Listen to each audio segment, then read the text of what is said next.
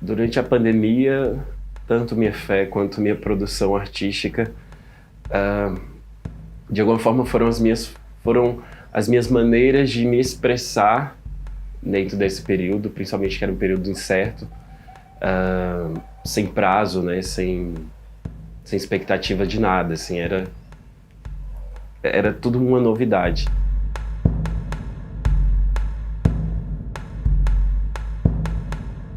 Eu me chamo Pablo Hércules da Cunha, sou brasiliense, sou da periferia de Brasília, planaltina.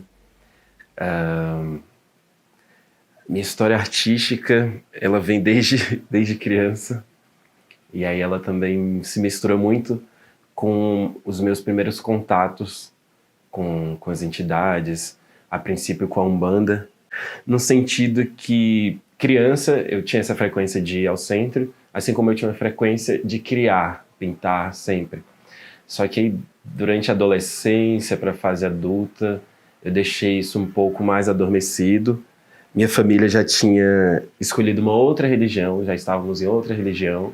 Agora adulto, já um pouco mais consciente das minhas escolhas, que eu retomei os dois. Calhou muito esse reencontro de ambas as coisas para que eu criasse a trajetória que eu tenho criado agora. Então, acredito, isso não tem muito tempo, assim, tem há 2 anos, inclusive a pandemia foi parte desse processo de resgate da arte, porque até então eu já estava num resgate um pouco mais ancestral, espiritual, e aí a pandemia que instalou e encaixou tudo, assim. Antes da pandemia, de alguma forma, eu me senti num processo um pouco maior de preparação, assim, de algo que eu nunca tinha passado. E foi fazendo um pouco mais de sentido quando veio a pandemia, que foi quando eu já estava nessa retomada de me reencontrar espiritualmente. Tive algumas descobertas mediúnicas que eu não tinha ideia que eu possuía. Então, associar os dois na pandemia, além de ser minha forma de expressão, era de alguma forma a minha forma de contribuir para que aquele momento, às vezes pode parecer até uma romantização do período que a gente passou, mas de alguma forma todos nós vimos como a arte foi fundamental durante a pandemia, seja ela para quem assistia algo, sei lá, todos os consumos de arte se tornaram gigantes, porque a arte que de alguma forma conseguiu dar mais leveza, suspiro, trazer beleza no momento em que a gente já estava numa incerteza, no momento em que a gente já não tinha mais nem olhar para ver o belo, para admirar as coisas. Então, cada vez que eu me deparava com alguns trabalhos, eu também me assustava, porque, sei lá, era como se eu estivesse desabafando algo, não só meu, mas de, sei lá, tantas outras pessoas, energias, espíritos que estivessem próximos a mim, que já tivessem passado por aqui. Minha identidade artística, ela é associada a uma energia, ao Orixá Exu. E Exu é isso, ele é troca, ele é comunicação, ele é mercador, ele tem esse diálogo, ele entende que tudo é feito na base da troca. O meu processo de trabalho é basicamente isso. Trazer uma expressão que mostre, assim, que as pessoas consigam decodificar que tudo que a gente ouve falar, de que culturalmente toda essa história, tudo que se institucionalizou contra Exu, na verdade é mais reflexo da gente, um reflexo mais social, humano, encarnado aqui do que dele. Principalmente porque nós somos todos muito mal resolvidos com tudo.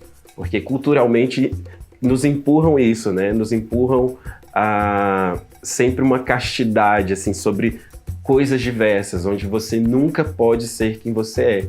Aqui eu já adentro já bastante de onde eu começo, de onde se iniciam os trabalhos e por que de Selarô, como essa saudação a Exu. Então, aqui são alguns trabalhos que falam das falanges, né, de Exu na Umbanda. Aqui são trabalhos que eu tenho uma percepção um pouco mais forte, mas que também falam muito de mim. Aqui foi minha primeira primeira obra inspirada, tinha uma fotografia de alguma forma que me dava um norte, mas o resultado dela saiu completamente diferente. Então, eu sentia essa pintura, ela fala muito sobre mim. Eu sempre a vejo, me vejo nela. Dentro dos meus trabalhos, eu acabo não me atendo somente a um caráter religioso. Eu preciso falar da fome, eu preciso falar da miséria, eu preciso falar de racismo, eu preciso falar de transfobia, eu preciso falar de tudo, porque tudo é sobre ele. Ele está em tudo isso. Todo tipo de Iemanjá que se possa imaginar já passou, assim, pelos trabalhos, assim, pelos meus processos, e eu sempre acho algo muito incrível, porque é muito fluido. De fato, esse é um orixá que ele é muito fluido dentro dos meus trabalhos, assim. Aqui são algumas obras, como eu falei, as diversas formas que Iemanjá já saiu, já tiveram outras tantas, mas aqui tem algumas, tem 3. Aqui tem uma meio homenagem à Lia de Itamaracá, que eu considero também quase que uma Iemanjá viva. Ela tem uma energia muito Iemanjá. Eu senti que quando eu tentei pintar, assim, homenageá-la, tinha essa coisa dos peixes, assim, do mar em volta dela.